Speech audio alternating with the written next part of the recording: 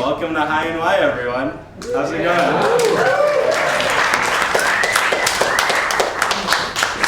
going to hand it over to Jorg, and he'll tell you all about how to grow. Thanks a lot. Yeah, thank you. So, hi, my name is Jorg Lamparter. I'm a Bachelor of Science horticulturist, and I work in growing all kinds of plants since like almost 30 years. And so I came here today to just do a very basic class about growing cannabis. So today we just covered the real basics, how to grow plants, how to make them live, and what to avoid. And then hopefully there will be a second class sometime in the near future where we go more into details. So, so there are three species of cannabis: Cannabis indica, Cannabis sativa, and Cannabis ruderalis. And so the Cannabis indica is high in THC, the Cannabis sativa is high in CBD, and the Cannabis ruderalis is not so much used in commercial uses, but gets sometimes used for crossbreeding. And most of the varieties we have, most of the strains we have are crosses between indica and sativa. So like all plants, the cannabis needs four things to grow. So that would be light, water, air, which is basically CO2, what they need in the air, and then of course the fertilizer with all the different nutritions.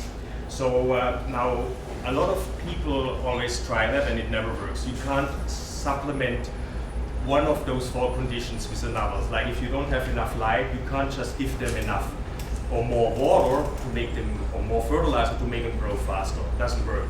It has to be the right amount of all four of them. Otherwise it doesn't work. Now, the easiest way to get some cannabis plants is just to buy seeds. So there are plenty of ways to find seeds on the internet or in the magazines to get the seeds. So that is not very kind of under the radar of the law. So that always works. Now, once you have your plants growing, once they really are lush and putting out a lot of growth, you can take clippings off. You can take pieces of the branch, cut it, put it in hormone powder, and grow it so it grows new roots. And then it's called cloning, because then it's the exact same plant like the mother plant. Now, I get into that a little bit more later. So then you get your seeds, you have to germinate them. So, like every other plant, you put them in a little pot, this potting soil. You cover them about a quarter inch and you water them well, so they're nice and moist. So the temperature for germinating them is ideally around 75 degrees. You can go a little higher, a little lower, but around 75 degrees it works best. And then around a week, 10 days, we start germinating and growing. And as the plant grows up, you have to make sure it has a fair amount of light and air circulation. Unlike a lot of other plants you grow, cannabis needs just much more light and much more air circulation. There has to be an airflow, otherwise you just get leggy and fall over. So then it's also very important to keep them moist but not wet. Most people kill their plants by overwatering them. So they see, oh, the soil is dry, I have to water them, put more water, oh, they grow, more water. That's how they kill them. So you have to make sure you let your plants dry out before you water them again. If you let them dry out, water evaporates from the soil and the open space gets replenished by air. It's all about the air. Cannabis plants need a lot of air, a lot of oxygen at their roots. That's also different from a lot of other plants. Cannabis needs more air around their root zone. So that's always something you have to keep in mind during the whole growing period. So then about growing your plants.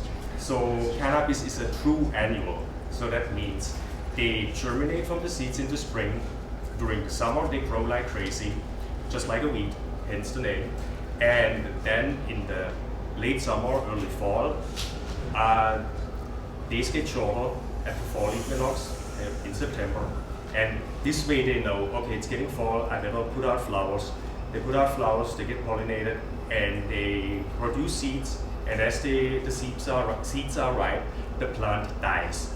So in nature, a cannabis plant only lives for spring, summer, and fall, and that's it. And then there also the other very important thing when you grow your cannabis plants is that there are male plants and female plants. Like you can have two plants, one is a female, one is a male. So the best quality cannabis, of course, is the dried, female, unfertilized flower. So you don't want any males. If you want to grow your cannabis at home, you don't want to have any males around because you don't want that female flower to get pollen in whatsoever way. So to make that easy, the best way is you buy feminized seeds to begin with. This way you don't have to worry about any male plants in between. Now, to the cloning, which is also called clipping or cuttings, that's when you have your plant you would like to propagate more. Like amongst all your seedlings, there is one that looks really good, that grows really well. So you want to keep that plant as a mother plant. And from that plant, you take little pieces of the branches off, about 2 nodes, and basically you have some leaves on the top and some leaves at the bottom. You make the cutting about, depends, 4 or 5 inches, 3 inches, whatever works. And you get a rooting hormone powder from the flower shop or from Lime, and just dip that base of the cutting in the hormone powder because there's certain acids in it, and they just help the plant to develop roots much faster. So it takes them like 2-3 weeks to develop new roots. The whole thing about the cuttings, of course, is you have a cutting which is a little piece of a plant without roots yet, so you want to keep that with a high humidity. So you spray that cutting several times a day, or you just put a clear plastic bag over them with some holes cut into it. You don't want to have it like suffocate under that plastic. So that's a very simple, low-tech way to get yourself started with your cuttings. There's also something with cannabis plants, especially the sativas. They grow very leggy and somewhat brittle. So it's very frustrating to have a plant growing and then some branches breaking off. So as your plants grow, you want to stake them with bamboo stakes and tie them up a little bit, that you have no breakage as you move them around, or when they are outside, that the wind doesn't knock them over and breaks them.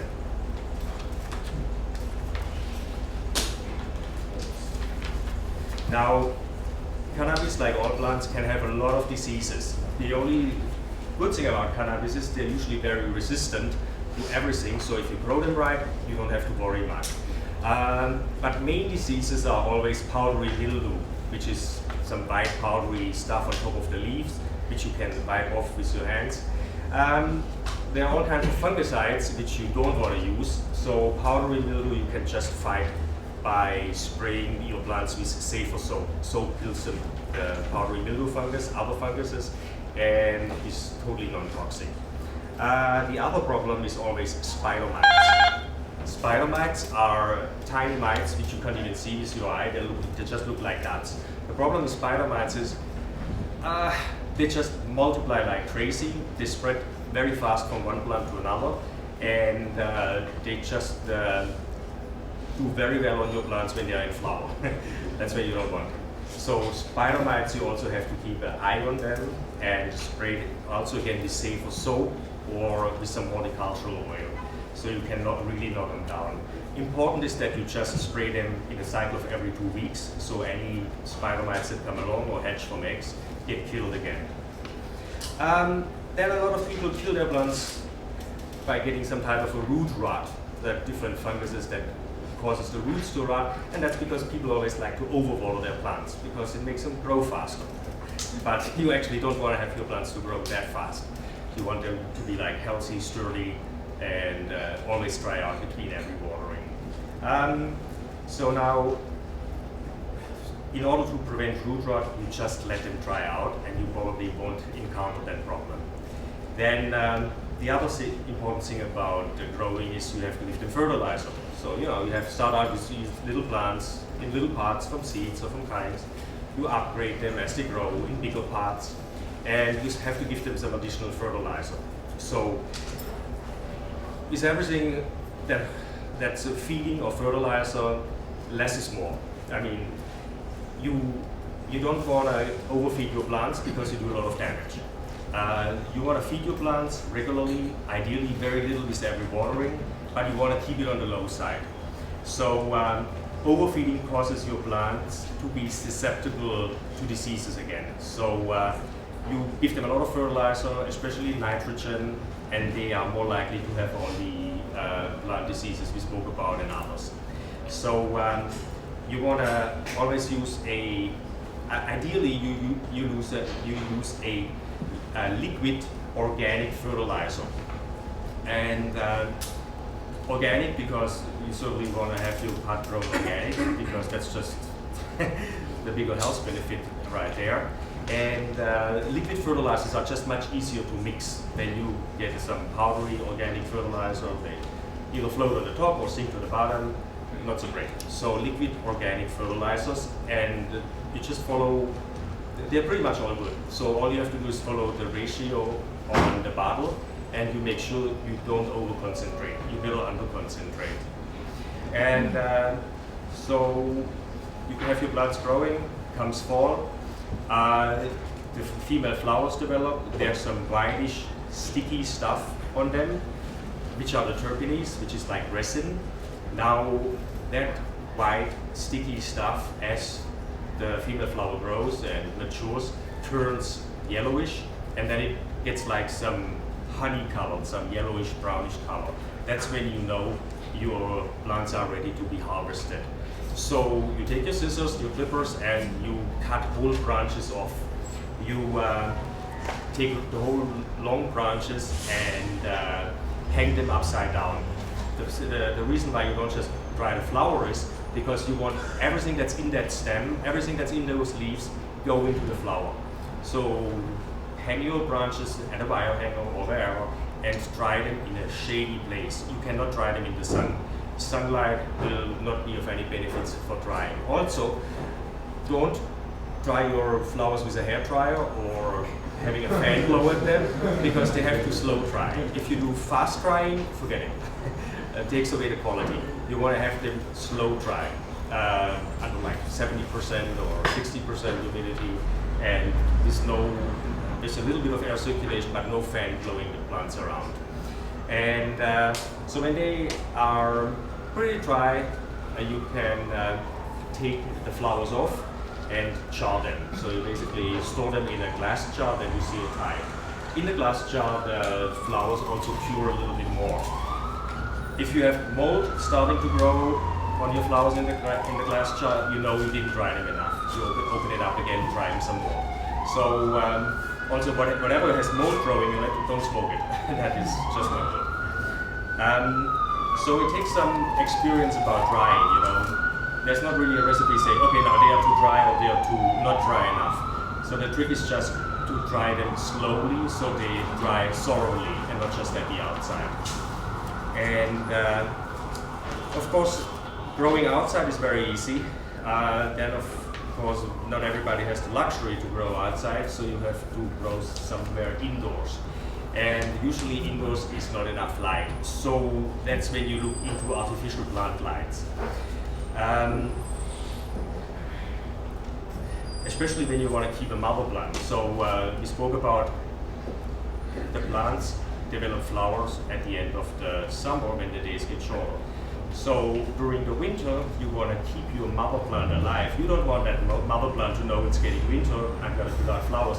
You want to give it more than 12 hours of light, so it keeps on growing and thinks it's still summer. So you basically manipulate the plant, you trick the plant into just growing constantly under some type of summer conditions. And then you have to give those plants more than 12 hours, ideally more than 14 hours, to make sure they don't start flowering for sudden. Plant lights get very confusing because there are so many of them. So I'm just naming a couple of them, but if you have any questions, I certainly can answer questions to that later, or I will also talk at the second class more about it. For starting out at home, needing some artificial plant light, you are very well off with compact fluorescent light bulbs. Those compact fluorescent light bulbs are very cheap to buy. Don't use too much electricity, don't produce too much heat, and it's a very small investment, and they do the job. Of course, if you want to go bigger and better, then you go with high pressure sodium or metal halide lamps. They're great to grow pot. Makes great quality. The problem is they're expensive, they take a lot of electricity, they produce a lot of heat, which of course might get too hot for the plants. So that's something if you really want to spend the money. There is now a lot of new LED lights. LED lights have the advantage that they use less electricity. They're great new lights now that are very geared towards marijuana plants. They put very little heat out, which is perfect. The problem is that they're still very expensive. So that is like the Rolls Royce under the plant lights right now. But the good thing is the prices are coming down. Having said all of that, with plant lights producing heat, in the summer especially, you have to cool your plants because they don't want to be really over 87 degrees. So when you grow your plants indoors, you have to monitor the temperature to make sure they don't get too hot. So putting the air conditioner on, setting it at a certain setting works. But now most people make the mistake, they have the air conditioner air blowing directly onto their plants. They hate that. Marijuana plants don't want to have air conditioning air blowing on them. So you have to kind of mix it up in the room and have a fan blow it on them. Inside growing should be above 70 degrees and below 87 degrees. Outside, it's a whole different story because when the plants are growing outdoors, they have a much higher tolerance for higher temperature. They don't get harmed by 90 degrees or 95. And in the fall, they also can take temperatures below 70. So outdoor growing is much easier under sunlight with the air blowing around. Indoors, you have to be much more careful and really look at your plants every day and start to understand your plants and start to read your plants. Also, a lot of people do this thing, okay, it's hot, it's summer, my light's producing a lot of heat, I'm putting a thermometer next to them and see what the heat is. Then the plant light shines right on the thermometer and they get a false reading. So then they cool the plants too much because the reading is faulty.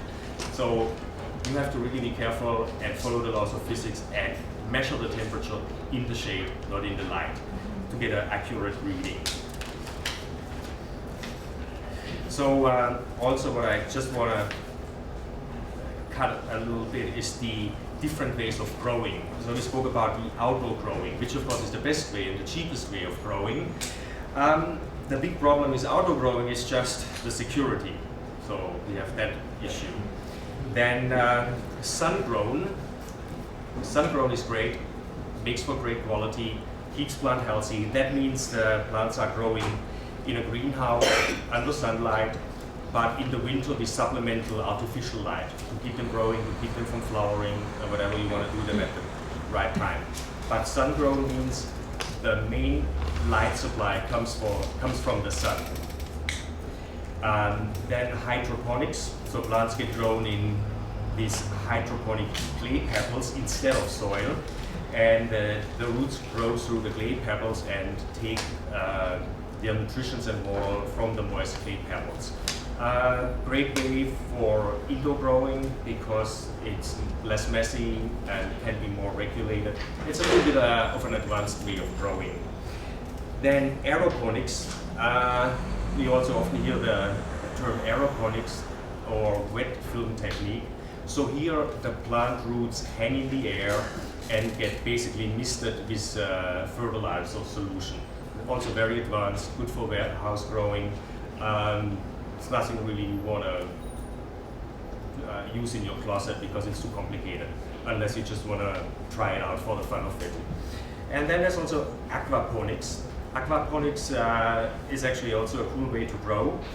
Here, the water from aquaculture, like raising fish or mussels, that water gets used to grow cannabis plants. So basically the nutrition enriched water from the fish and so forth is being used to nourish the plants which have their roots growing in that water solution. Very good system. Now, of course, that's all good ideas for growing plants at home, indoors or outdoors. And the challenge of mass production is, of course, a little different. Now we all talk about medical marijuana grown organically in large warehouses and large greenhouse facilities. Here, it gets a little bit more complicated because organic, medically grown cannabis on an industrial scale is like a huge crop of monoculture, and that gets very difficult to control disease or fungus breakouts with only organic measures. So here it's getting very scientific about doing everything to avoid diseases and still get a maximum yield. And then, of course, what's really a challenge with mass production is the security issue,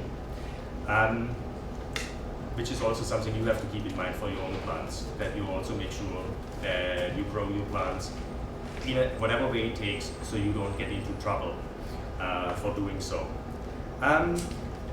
So this is just very basic, but what I found to be a very good book for everybody who wants to know more about growing cannabis is Ed Rosenthal's Marijuana Grower's Handbook. What I like about the book is like it really answers all your very basic questions. So it's good for somebody who just wants to start growing plants, never really grew any plants before. But it also has all the information for somebody who is looking for the advanced growing methods and wants to know more details about botany, growing plants, nutrition lines, and so forth. It's basically all in there. But if you go just to Barnes and Nobles and look in the plant sections, you always find 5-6 books on how to grow cannabis, and all of them are really good for the beginners because all of them have all the basic informations. Another good way to educate yourself and see what's going on in the industry are the magazines like High Times or Weed World or Skunk. They are also available at Barnes and Nobles and others, and here you get also a lot of ads about where to buy seeds and so forth, and you get a lot of good write-ups about anything of the cannabis industry. All right, so if anybody has any questions, let's give it a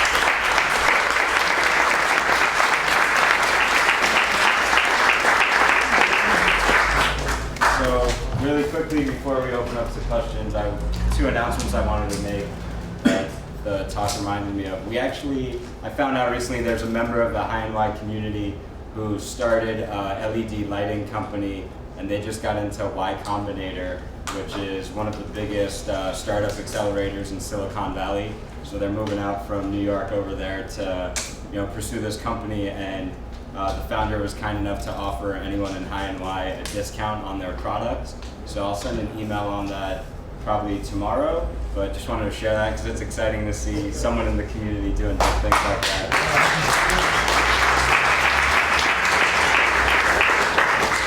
The other thing I wanted to mention quickly is we'll be sending a follow-up email with a list of resources, some highlights from Jorg's materials, and some other books and articles on the web that could really get you going. Before we do the Q&A, I'm curious, who's grown a plant before in this room? Any kind of plant? Any kind of plant? What about our favorite kind of plant? Okay, and who wants to grow? Who wants to? All right, nice. All right, well, I'm gonna open it up. Yeah, time to pay for it, man. You grew up. Go ahead. So I actually have a few questions based on what you said.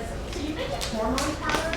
Is that what kind of hormone powder is that? Like, is there a specific type that you're referring to? Like, I've not heard of that before. That's my first question. So the hormone powders you can buy in any kind of nursery, or you can buy them online. Is it a specific type or? Well, basically the hormone powders come in all kinds of different types and solutions and paste, and they pretty much all work. So basically, what you want to do is whatever you buy, you want to go with a weaker solution, like number one. If you look for hormone powders or hormone pastes, go with whatever brand is there with number one. Okay, super. Can I speak to that? Yes. The one I like your opinion is Clonix. Yeah, it works good. It's good. Oh yeah. Super. Then, yes, versus the phone. No, that's helpful. Yeah, I don't know. Do you approve? You like Clonix? Yeah. It And works. then, I only have 3 questions, I swear I'll be done. Okay, so then, is it ever possible to transition an outdoor plant to an indoor plant or vice versa, or is Yes. that a bad maneuver? No, that's not a bad maneuver. It's just a lot of stress for the plant, but the Yeah. plant can handle it. So if you take it outdoor from indoors, like you start the plant on your windows, under artificial light, and you want to take it outdoors, the plant it has to get used to more sunlight, more UV, more wind.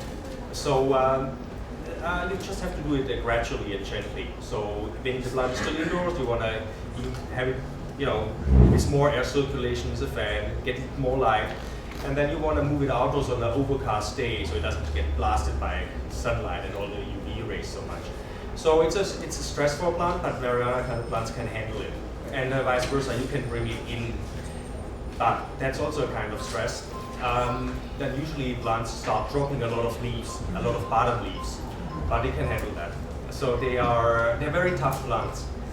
And then my final question is it too late to start now? You talk about this, the cycle of spring to summer to fall, right? It's the middle of summer right now. Yeah, you can. And if it's going to start an outdoor plant right now, is it You just can- too late in the cycle? No, you can, but the plant won't get that tall. So you start the plant now, and your plant only might grow 2 feet or 3 feet tall, or maybe just 1 foot. But that's okay, because then It'll still flower. It will still flower. It will still make a high quality bud, but it will be just smaller, and there will be less of it. Thank you. You're very welcome. So when you're growing in-house or in any kind of soil, when you're picking up whatever soil from Home Depot or whatnot, from Novo Grow, or can you get into kind of like nutrients? And I've been hearing a lot about compost teas. Well, you want to ideally pick up a soil that's organic. So if you can find an organic soil, you want to go for that. If there's no organic soil available, you just use whatever's there. All the soils that you buy from, like in bags, bagged soil at Home Depot or anyway, they come already with a fair amount of nutrients. So when you take your I've heard bad things about Miracle Grow. yeah, that's why I say organic soils. But Miracle Grow makes also different mixes. There's also an organic mix, which is better. But yeah, so if you find an organic mix, go with that. And all soil mixes already come with a fair amount of fertilizer in it. So when you transplant your plant in more soil, or when you just seed your plants, you don't feed them. You don't give them any fertilizer until they made a lot of roots. So putting a plant in new soil, you have to give them some time to develop new roots. Don't give them fertilizer right away because you want them to search for nutrition and spread out. But cannabis is very adaptable. So the important thing is you can grow them in all kinds of different soil. But the important thing is that you really let them dry out between waterings, that air gets to the roots. If you get a very heavy soil that's very fine or very clayey, you have to add something to make it more porous, that more air gets through, like perlite, or you cut additional holes in the pot to make sure that there are more surfaces where soil can be exposed to air. Thank you. On that point about pots, actually, just before anybody else asks anything, there's a few things that help, either fabric-based containers, smart pots, or air pots as well, which have holes that allow the plant to have more oxygen traveling to the roots and help it dry. Yeah. If you want. Do you have any preference between growing from seed or from clones, and how the organisms? No, it's always the genetical makeup. When you get seeds, they are, like you get 10 seeds, they all grow up to be slightly different plants. They are not very identical. So if you have now grown a whole bunch of plants and there's one you really like, for whatever reason, then you propagate that by cuttings, so you get the identical clone. But I find them equally good. So it's just much easier to get started with seeds because they're so much easier to ship and there are so many available. And I like growing from clones because you don't start out with the small seeds, because you also start out with a much larger plant, so it goes faster. Yes. When can you tell when it's a male or female? As the plants grow, the female plants, like there's the stem, there are the leaves coming out. The female plants have little hair along the stem. And the male plants put out their flowers earlier. So the female plant basically flowers from the tip of the branch, and the male plant flowers from the side. Luckily, it's easy to recognize because on most occasions the male plant puts out flowers earlier. And if you go online and just look up female flowers, male flowers, you can see pictures, and it's once you know what you're looking for, it's very easy to recognize. The pollen sacs are quite So the male flower is only pollen, and the female plant has only stems. So when you say quicker, you mean like maybe just a few months before it's all? Yeah, a couple of weeks before. They flower earlier. Is there any way to tell from the seed? Yes, but I can't. So there is apparently a way you can tell from the size of the seed and from the structure of the seed whether it's gonna be a female or a male plant. I don't know whether that's really true, but there was an article in one of the magazines, I forgot whether it was High Times or Meat World, where they describe how to recognize seeds. But I couldn't see really the difference. Because now with every strain, the seeds look a little different as well. And there's also apparently a way of breeding all female plants so that all the seeds turn out female, and these all kinds of complicated different things. I have a question actually. Yeah. How do you breed like these cross strains of like, you know, Blue Dream and Sour Diesel? Like how do you? So you take a female plant from whatever sativa variety you like, and you take a male plant from whatever indica variety you like, and then you take the pollen from one plant and put it to on the female flower of the other plant, and then you have a F1 hybrid, so a plant that has the genetic inheritance of both plants. And then of course, if it goes more advanced, you can also take that plant that's already hybrid and bring another plant into it. And then of course it gets a total mess because all the seedlings come up as different plants, and that's when you have to select the plant that has the best inherited traits. Yes? Okay, so I have a role that I'm doing inside of the tent in a hydroponic system, right? Now I have right now the lights you were mentioning, the high sodium. Now they do put out a lot of energy, but they also put out a lot of heat, and I'm having a problem regulating that. So I want to switch over to LED lighting. Now, my question is, when you do that type of a switch over, what amount of lumen output is important to get the plants to grow well? Oh, that depends on how you light, how much space you have. So, well, right now I have 2 feet on all sides. 2 feet? How many square feet is your tent? 10 by 10. 100 square feet. How many tents? Right now there's only 4 in. But I can fit like A lot. a lot more. Probably fit about 10 bags of it. So now you have to also make sure you get the right ratio from the height of your plants to the height of your light, Right. that you get that area covered. I don't know offhand. I have to look it up. I actually can't tell you right now how many lumens you would need for that area. So you have to look at the specs of the lamp and check the lumen output. Or anybody else can cover it in the room. I mean, who knows exactly? LED experience? Are they just plain LED lights? Like your light, regular light Yes. bulbs? Yes and no. Not like daylight LED or something? Yeah, no, but it's like the LED lights for growing are adjusted for the spectrum plants need. So regular lights you have in your room are not that great because it's like the spectrum is more made for what the human eye sees.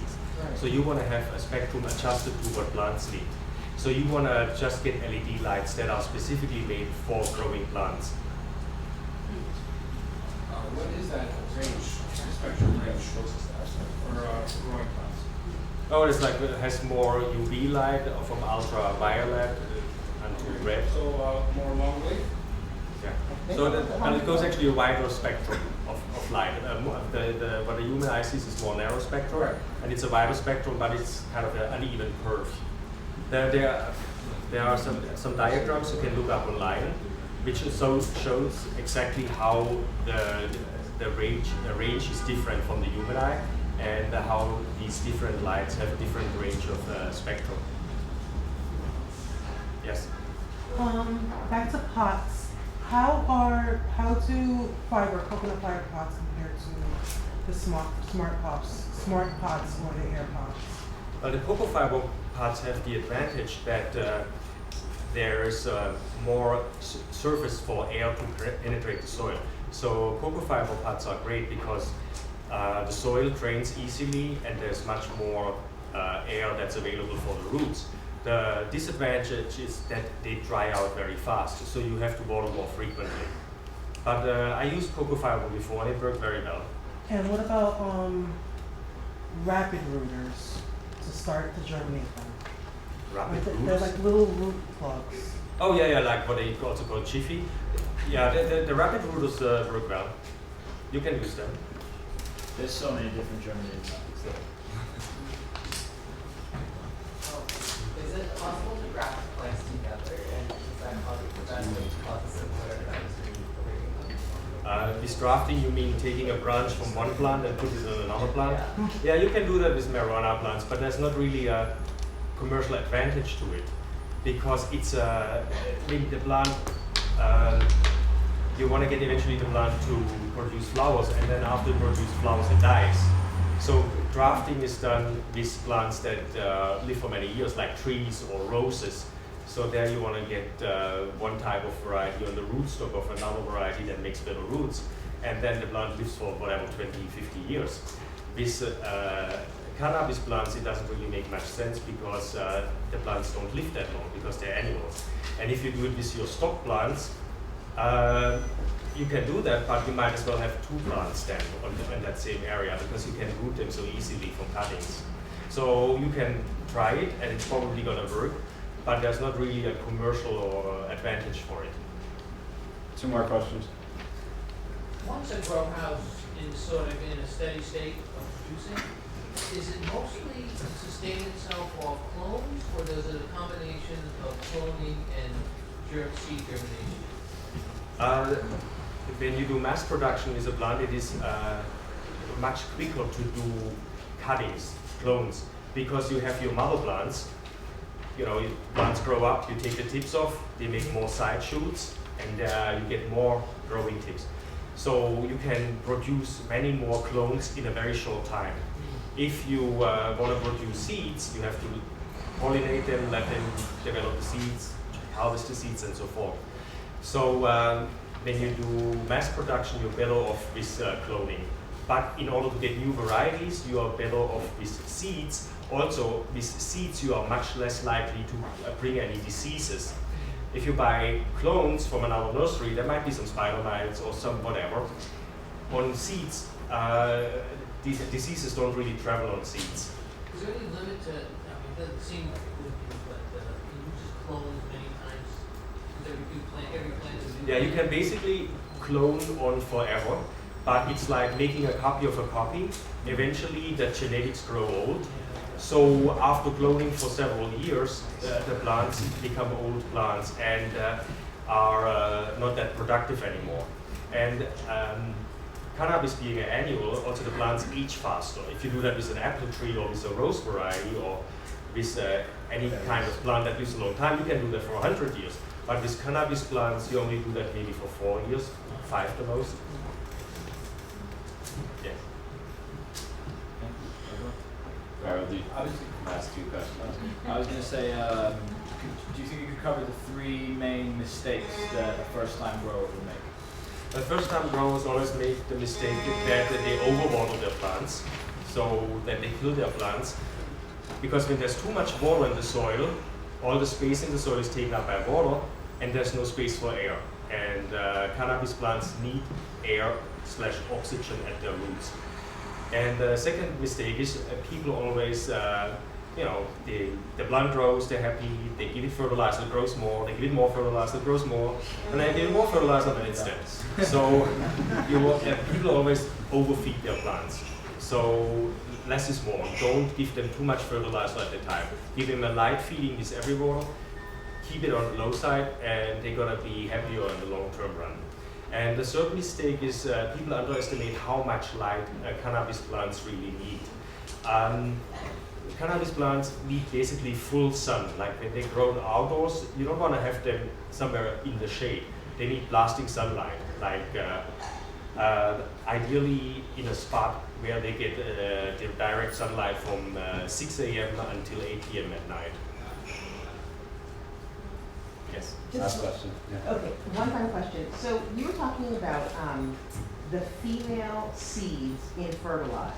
But you said something about like bi-fertilized seeds or something. I just thought about Feminized. What does that mean? Well, basically, those seed companies that sell seeds, they are. There's a female seeds or something? Yeah, they specialize in seeds and they know how to select out the male seeds. So Okay. when you go and buy feminized seeds, that means they're gonna send you seeds that only grow female plants. Okay. There won't be any male plants amongst them.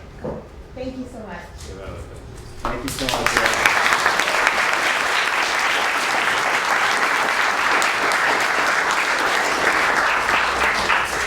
Quick show of hands. Who learned something tonight?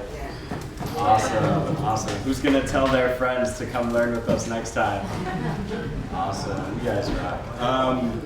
I just really quickly, I want to share. Like, I've never grown a plant. I'd love to, but hearing all of this makes me really, really happy that I could just go buy weed and not have to worry about this whole process. But on the other hand, where's true?